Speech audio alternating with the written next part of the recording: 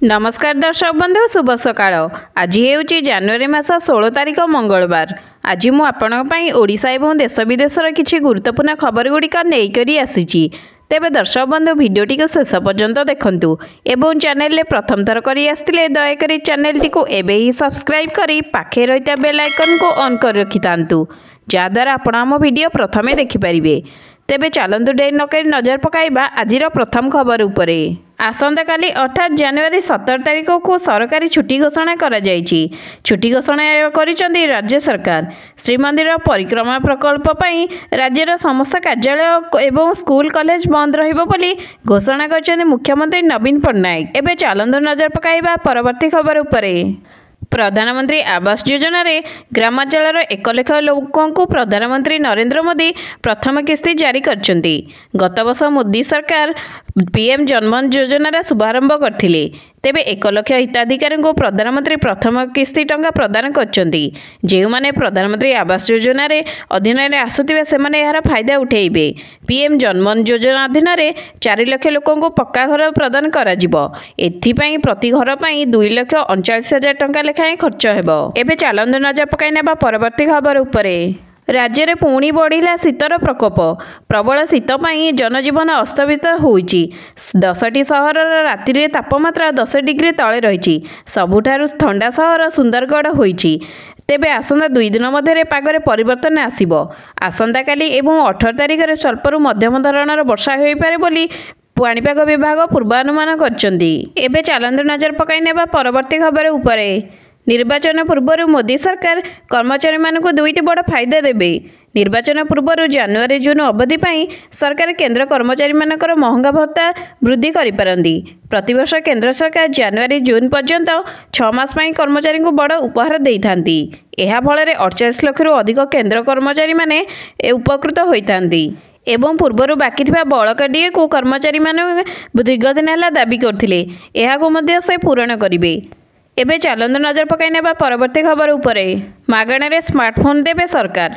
अंगनवाड़ी कर्मी को मोबाइल देबा पई सरकार बड़ निष्पत्ति नेइछंती। एही योजना पई सरकार 28 कोटी टका खर्च करिवे। यह अधीन रे अंगनवाड़ी कर्मी एवं सुपरवाइजर एवं आशा दीदी मानक मोबाइल फोन दिया जिवो। हरियाणा 22टी जिले रहुतिबा अधिकारी मानक एहार सुविधा जोगाई दिया जिवो। हरियाणा सरकार कहिसेंती जे अंगनवाड़ी सुविधा वृद्धि पई एही निष्पत्ति निया जायछि। एबे चलंतु नजर पकाई नेबा परवर्ती खबर उपरे। मुख्यमंत्री कॉलेज छात्र छात्री मानक प्रोत्साहन देवाई छात्रवृत्ति योजनार आवेदन अवधि को वृद्धि करछंती। जो छात्र छात्री माने पूर्व आवेदन करनथिबे सेमाने एबे आसंता 25 तारिख सुधा आवेदन करि परिबे। ए नै सोशल मीडिया अकाउंट रे राज्य उच्च शिक्षा विभाग पक्षरु सूचना जारी करा जायछि। तेबे छात्र छात्री मानक पई एहा हेउछि शेष सुजोग। छात्र छात्री माने ई मेधावृत्ति स्कॉलरशिप एवं व्यासकवि फकीरमोहन मेधा भाषावृत्ति एवं गोपबंधु शिक्षा सहायता योजना को पोर्टाल माध्यम आवेदन करें। एबे चलंतु नजर पकाई नेबा परवर्ती खबर उपरे। एणिकी पंचायत चाषी पाखे आगुआ पहुँचब पाणीपाग सूचना। निज निज भाषा पाइपर पाणीपाग खबर। एने पंचायत मौसुमी सेवा पीएमएस आरंभ करिसेंती उपराष्ट्रपति। भारतीय पाणीपाग विभाग 150तम प्रतिष्ठा अवसर में उद्घाटन करा जायछि। आप जरिया तापमात्रा एवं आर्द्रता एवं पवनर गतिविधि संपर्क में सूचना पाइपर चाषी मैंने।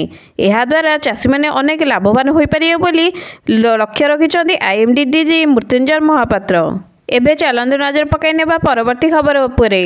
मुख्यमंत्री योगी आदित्यनाथ अयोध्यार पर्यटन केन्द्रित mobile application Divya Ayodhya launch करछंती। एही आप भक्त मानक पई अयोध्या यात्रा को आहुरी सहज करिवो। एथिरे अयोध्यार प्रमुख स्थान एवं मानचित्र एवं रहिबार व्यवस्था एवं अन्य सुविधा विषय उपलब्ध होईछि। एही आप अयोध्या विकास प्राधिकरण द्वारा अयोध्या परिदर्शन करथि भक्त मानक पई करा जायछि। एबे चलंतु नजर पकाई नेबा परवर्ती खबर उपरे।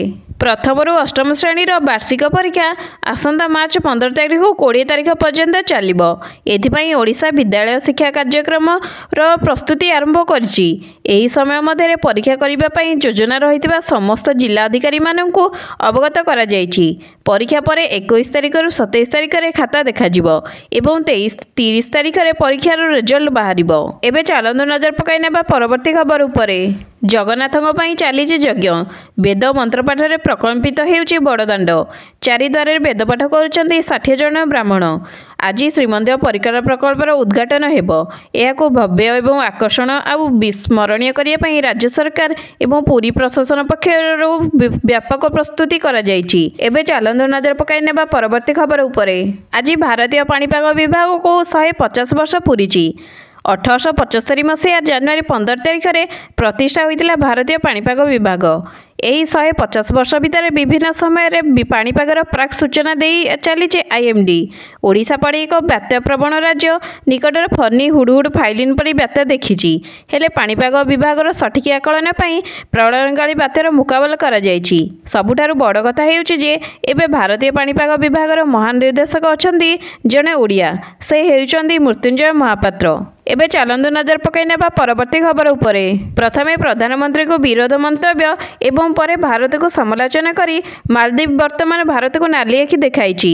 ଚୀନ୍ ବଳରେ ବଳିୟାନ ହୋଇ ମାଳଦ୍ୱୀପ ରାଷ୍ଟ୍ରପତି ମାର୍ଚ୍ଚ 15 ସୁଦ୍ଧା ମାଳଦ୍ୱୀପରେ ରହିଥିବା ଭାରତୀୟ ସେନାମାନଙ୍କୁ ପ୍ରତ୍ୟାହାର କରିବା ପାଇଁ କହିଛନ୍ତି। 2023 ନଭେମ୍ବର ମାସରେ ଚୀନ୍ ସମର୍ଥିତ ପ୍ରାର୍ଥୀ ରାଷ୍ଟ୍ରପତି ନିର୍ବାଚିତ ହେବା ପରେ ଭାରତ ସହ ସମ୍ପର୍କ ବିଗିଡ଼ିବା ଆରମ୍ଭ ହୋଇଯାଇଥିଲା।